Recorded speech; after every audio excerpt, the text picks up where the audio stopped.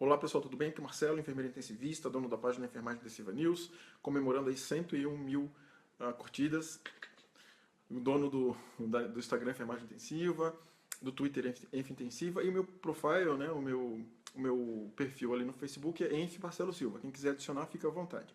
Vamos falar agora um pouquinho sobre aquele paciente muito grave que chega na terapia intensiva com uma coisa que a gente chama de aneurisma dissecante de aorta, tá? Independente da localização onde esse aneurisma se encontra, é uma situação extremamente grave, extremamente angustiante para você como profissional que vai atender esse paciente e para o paciente que muitas vezes ele nem sabia que ele tinha isso. Tá? Geralmente ele chega no pronto-socorro com uma dor no peito, uma dor lancinante, eles são tratados com uma hipótese diagnóstica de infarto, aí você faz aquele protocolo de dor torácica, né? Faz o eletro, colhe as enzimas, eles vêm basicamente normais, mas a dor continua, aí o médico pensa numa seguinte hipótese, vai achar que é um TEP, né? Um tromboembolismo pulmonar, manda o paciente para tomografia de tórax com contraste, e aí você consegue visualizar o aneurisma de aorta dissecante. Se ele for alto, tá? Se ele for baixo, precisa fazer uma tomografia de abdômen. Aí a dor é diferente, a dor é no abdômen, tá? E esse paciente geralmente ele não sabia que ele tinha isso. Então ele se encontra numa situação de alto risco de uma hora para outra. E acaba internando na terapia intensiva, consciente, orientado, extremamente angustiado, com dor, com a pressão alta e com uma série de outras situações que a gente tem que, no primeiro momento, a gente tem que saber controlar. Então quando você recebe esse paciente na UTI, a principal meta dos seus cuidados, tá, como enfermeiro de terapia intensiva, é fazer o controle da pressão arterial.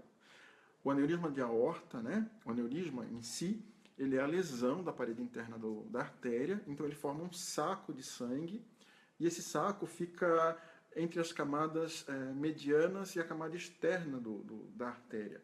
E ele pode romper a qualquer momento, por aumento de pressão. Né? Se você aumentar a pressão, vai ter aumento da pressão do saco de sangue, esse saco se rompe e o paciente acaba sangrando. Sangramento de aneurisma abdominal, torácico, geralmente você não tem muita coisa o que fazer. Você não pode deixar que evolua para o sangramento, tá? Porque uma vez que o aneurisma rompeu, o paciente, 99,9%, não digo 100, mas evolui para óbito, se ele romper, tá? Então a gente não pode deixar que isso aconteça. Como é que a gente vai prevenir isso? Controle da pressão arterial, tá? O médico vai pedir aí, em muitos casos eles usam Nipride, mesmo que o paciente não esteja hipertenso, tá? Hipotenso, geralmente eles não usam nada, mas eles não querem que aumente a pressão. Então o principal manejo desse paciente é controle rigoroso da pressão arterial. Essa pressão não pode aumentar. Consequentemente a isso, o paciente tem dor, né? Ele vai ter muita dor no peito, se for aqui aqueles aneurismas altos, né? De raiz da aorta, ele vai ter alargamento de mediastino no raio-x, isso dói muito. Então o controle da dor também ele é muito importante, porque a dor, né, a hipertensão ela pode ser secundária à dor. Então você tem duas coisas aí para você olhar de imediato. Controle da dor, que é o conforto do paciente, e o controle da pressão arterial. Isso é vital. No momento da admissão, isso é vital. Você tem que já alinhar isso tudo com a sua equipe, tá? Depois disso, a gente vai, né, pegar aí um acesso central. Se você tem a opção de pegar um PIC, né, pegue um PIC, porque ele é muito menos invasivo no sentido de dor, né, ou jugular, ou subclave. Você vai pegar o PIC aqui no braço, então ele é mais tranquilo. Conversa com o médico sobre isso. Se você tiver essa possibilidade, já providencia um PIC. Esse paciente tem que ter um acesso central. Já providencia também uma PAI, uma punção de artéria, para medir, para você fazer o controle rigoroso dessa pressão arterial. O paciente precisa de uma PAI pega, né? PAI ou PAM. Passa também uma sonda vesical de demora, a gente precisa fazer o controle rigoroso da diurese desse paciente. Então, no primeiro momento é isso.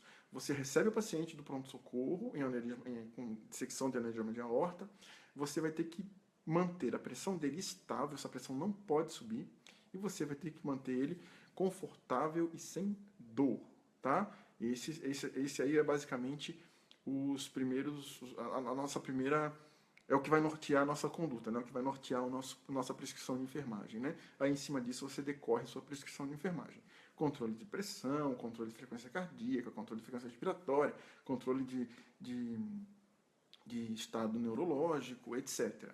Mas tendo essas duas bases como pilar da sua prescrição, você decorre uma prescrição extremamente efetiva e direcionada para o cuidado.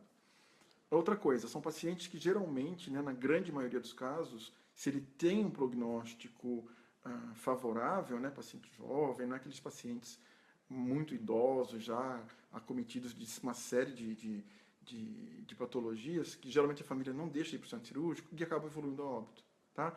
Geralmente, esses pacientes eles fazem o pit stop na terapia intensiva e depois eles são encaminhados para o centro cirúrgico para fazer a correção do aneurisma, tá? Então, aneurisma dissecante de aorta é isso, né? É a dissecção da aorta, né? Ela tem toda aquela sua extensão.